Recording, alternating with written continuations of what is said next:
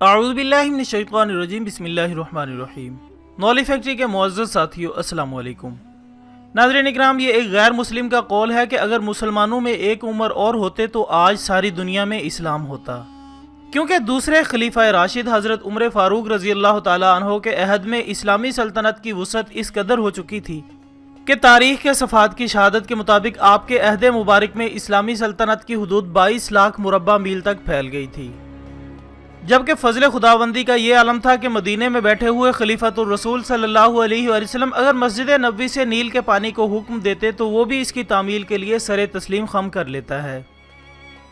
معزز خواتین و حضرات، یہ خلافت فاروق اعظم رضی اللہ تعالیٰ عنہ کے عہد مقدس کا ایک سچا واقعہ ہے کہ جب ملت اسلامی نے مصر کو فتح کیا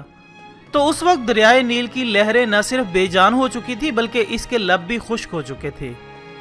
اور پھر اس کی اس کیفیت اور اس کے علاج کی غرض سے اہل مصر کی ایک جماعت مصر کے اسلامی گورنر جناب عمر بن عاص رضی اللہ تعالیٰ عنہ کی خدمت میں حاضر ہوئی اور عرض کیا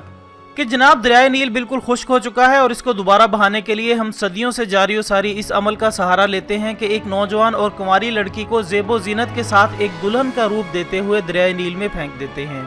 جس کے بعد پانی کی لہریں پورے جوش کے ساتھ آ کر نہ صرف اس لڑکی کو بہا کر لے جاتی ہیں بلکہ اس کے بعد سال بھر دریا اپنے پورے جوبن کے ساتھ رواں دواں رہتا ہے۔ دوستو، یہ بات جب صحابی رسول صلی اللہ علیہ وآلہ وسلم حضرت عمر بن عاص رضی اللہ تعالیٰ عنہ کے علم میں آئی تو فرمایا کہ نہیں، یہ ایک جاہلانہ اور ظالمانہ رسم ہے، سو میں اس کی اپنے طور پر اجازت نہیں دے سکتا،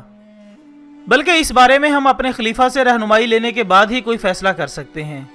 سو آپ نے خلیفہ وقت حضرت عمر فاروق رضی اللہ تعالیٰ عنہ کو ایک خط لکھا اور اس مقامی اور قدیم رسم کے بارے میں آگاہ کرنے کے بعد آپ کی رائے طلب کی۔ ناظرین محترم، ایک طویل مسافت کے بعد جب قاصد جناب عمر بن عاص رضی اللہ تعالیٰ عنہ کا خط لے کر دربار فاروقی میں پہنچا اور اس کو پڑھ کر سنایا گیا تو آپ نے فرمایا کہ نہیں، ہرگز نہیں، عمر اس ظالمانہ رسم کی ادائیگی کی اجازت نہیں دے سکتا۔ جس کے بعد آپ نے 2 خط لکھ کر قاصد کے حوالے کیے، جن میں سے ایک مصر کے گورنر جناب عمر بن عاص رضی اللہ تعالیٰ عنہ کے نام تھا، جبکہ دوسرا خط جو کہ دریائے نیل کے نام تھا، اس میں اللہ کے اس نیک بندے یعنی حضرت عمر بن خطاب رضی اللہ تعالیٰ عنہ نے دریائے نیل کو مخاطب کرتے ہوئے فرمایا کہ اے نیل، اگر تو اللہ کے علاوہ کسی اور کے حکم سے بہتا ہے تو بے شک رک جا، ہم تمہاری روانی کو بحال کرنے کے لیے کسی معصوم انسانی جان کی قربانی دینے کے لیے ہرگز تیار نہیں،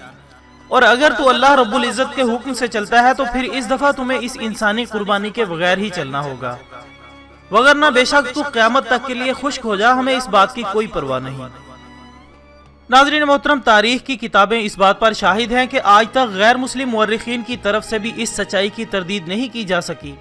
کہ جب حضرت عمر رضی اللہ تعالیٰ عنہ کا وہ خط دریائے نیل میں پھینک دیا گیا تو عقل عیار حیران ہے کہ نیل کا روکا ہوا پانی آخر کس یونیورسٹی سے فارغ التحصیل تھا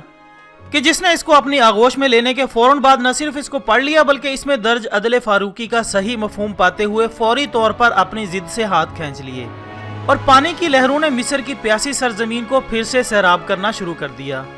اور آج تقریباً 1500 سال گزرنے کے باوجود پھر کبھی دریائے نیل نے رکنے کی جسارت نہیں کی، بلکہ انشاءاللہ قیامت تک اسی طرح بہتا رہے گا۔ ناظرین گرامی، آج یہ واقعہ سنانے کا مقصد یہ تھا کہ اللہ تعالیٰ اپنے نیک بندوں کے بارے میں فرماتے ہیں کہ میں ان کی زبان بن جاتا ہوں جس سے وہ بات کرتے ہیں، اور شاید اسی تناظر میں علامہ محمد اقبال نے فرمایا تھا کہ ہاتھ ہے اللہ کا بندہ مومن کا ہاتھ، غالب و کار آفرین کار کشا کار ساز۔ لہذا جو لوگ اللہ کے راستے پر چلتے ہیں، وہی اس کی فرما برداری کرتے ہیں، وہی اللہ کے دوست اور دنیا و آخرت میں کامیابی حاصل کرتے ہیں۔ اللہ تعالی ہمیں اپنے نیک بندوں کے نقش قدم پر چلنے کی توفیق عطا فرمائے اور ہمارا خاتمہ بالایمان فرمائے، آمین ثم آمین۔ ویڈیو پسند آنے کی صورت میں اسے زیادہ سے زیادہ لائک کر کے ہماری حوصلہ افزائی کریں، اور فیس بک اور واٹس ایپ پر اپنے دوسرے دوستوں کے ساتھ بھی ضرور شیئر کریں۔ ہم کل انشاءاللہ دوبارہ حاضر ہوں گے ایک اور اچھی سی ویڈیو کے ساتھ، تب تک کے لیے اجازت دیجیے گا۔ اپنا دوستوں، رشتہ داروں اور گرد و نواح کے تمام لوگوں کا بہت خیال رکھیے گا۔ اللہ حافظ۔